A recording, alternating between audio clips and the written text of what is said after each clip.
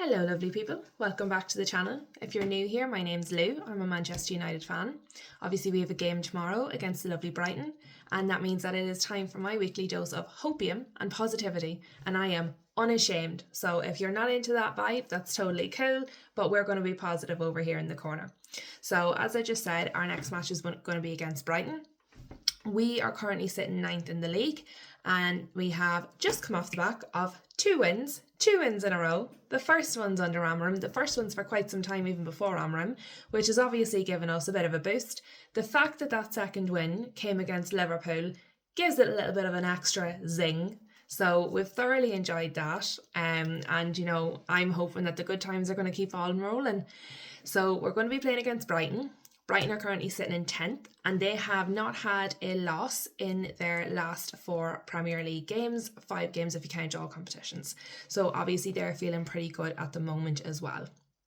Now, there was a few things coming into this that made me feel positive, and there was a few things coming into this that made me feel a little bit hesitant. So we'll go through everything. I have watched both managers' press conferences as well. So I'm going to talk about the topics that I wanted to talk about in the first place, and then I'm going to bring in the managers' comments as I'm going through it, because obviously that gives us a bit more information on some of the points.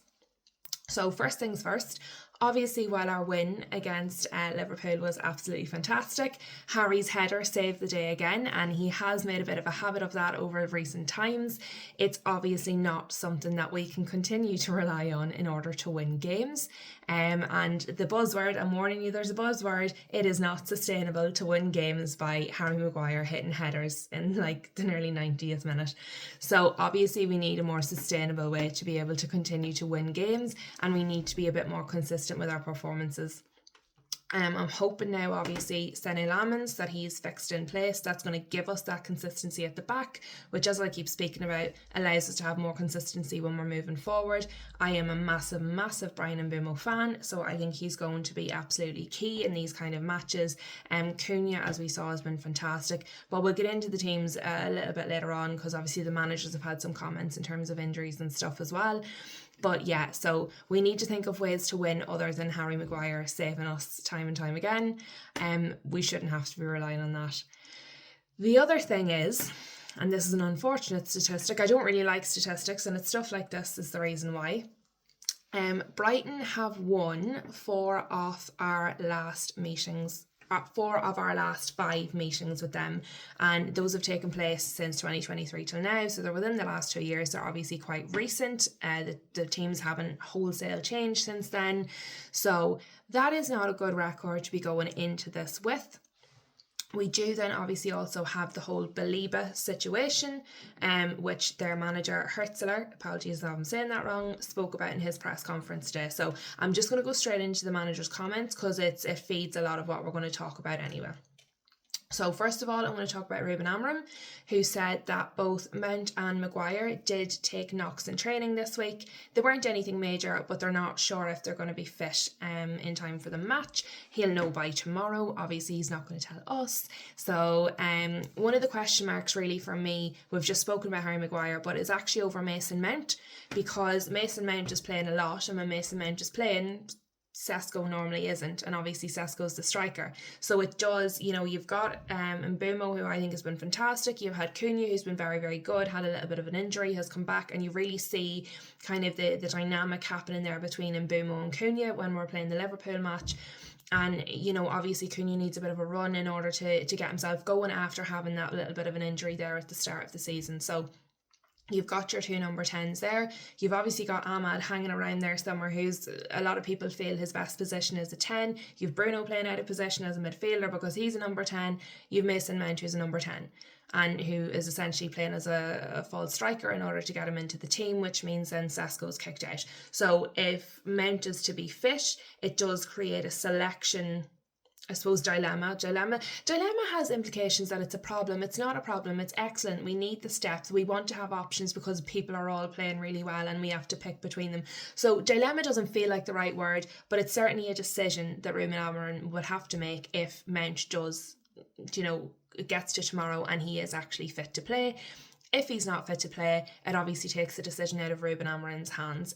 But I don't actually feel that we're any worse or better off if Sesko or Mount plays. I think they both bring different things, and I do think they've actually both been playing well and adding to the team. So that'll be interesting to see tomorrow how that goes. I think it would have been more interesting if Ruben Amorim had to be the one to make the decision and it wasn't down to whether Mason Mount was fit or not.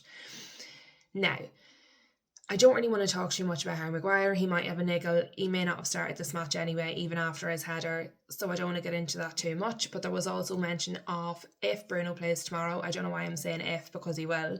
But it will be his 300th appearance for Manchester United, which is a bit wild because it just feels like that time has absolutely flown. When the question was asked, Ruben Amorim sort of smiled a little bit. We'll see. Yeah. Let's face it, Bruno's going to be on the pitch, so he'll probably get a bit of a round of applause and maybe some banners for his 300th appearance. Again, I can't believe how quickly that went.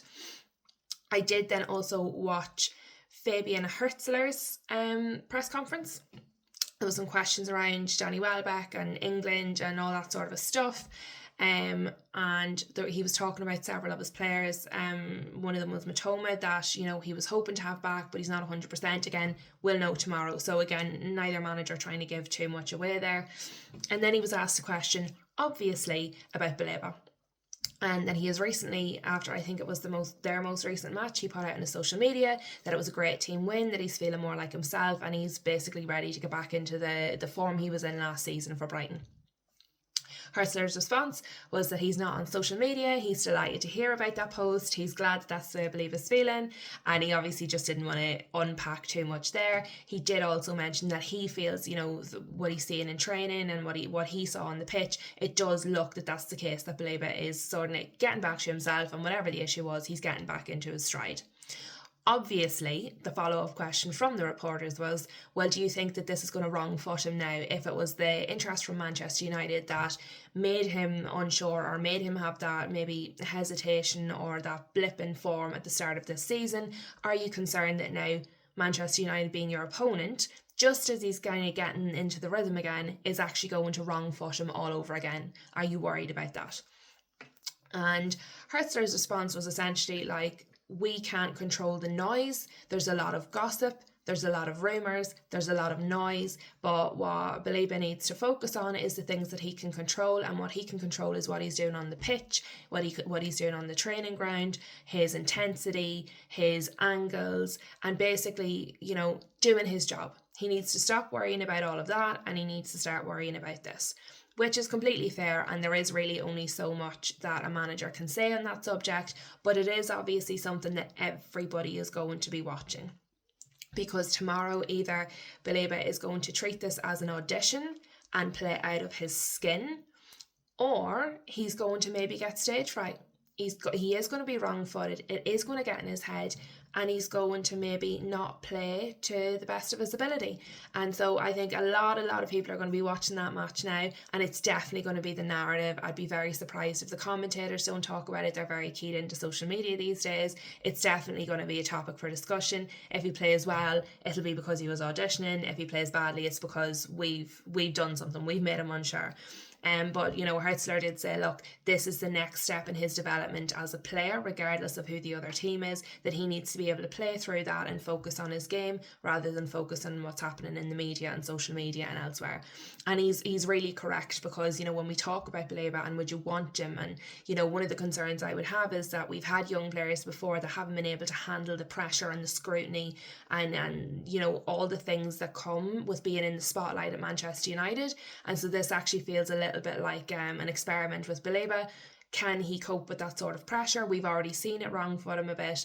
Has he now learned through that? Because that's how you learn, is with experience. So you kind of, as a football fan, you want him to turn up tomorrow. As a Manchester United fan, I really don't, because I think he's a very dangerous player for them, but it will certainly be very, very interesting to see what happens there. Now, I think that is most of the sort of logical thinking, all out of the way. But right at the end of his press conference, Hürzeler said something that was just a little nugget, and I thought, well now, why is nobody talking about this? And I'm hoping that some other people with bigger channels than me are going to pick up on it, because I thought it was really, really interesting, because we've had this narrative all season that Manchester United can't string 2 wins together. This poor guy with all of his hair that's never getting cut, and every week, is Ruben Amorim going to get the sack? He can't win 2 games in a row. That's not acceptable. And obviously at Manchester United, that is not acceptable. I completely agree with that. But do you know what Hertzler said? Because he was asked about this. What do you think? This might be their 3rd win in a row. Why do you think they haven't been able to do that till this point? And Hertzler sort of said, look, that's not really my job. I'm not in the club. I'm not seeing what's happening day to day. But we can relate to that because we also haven't had 2 Premier League wins in a row this season. So, isn't it funny how Manchester United are not the only team who hadn't had 2 Premier League wins in a row this season, but we were the only one being talked about?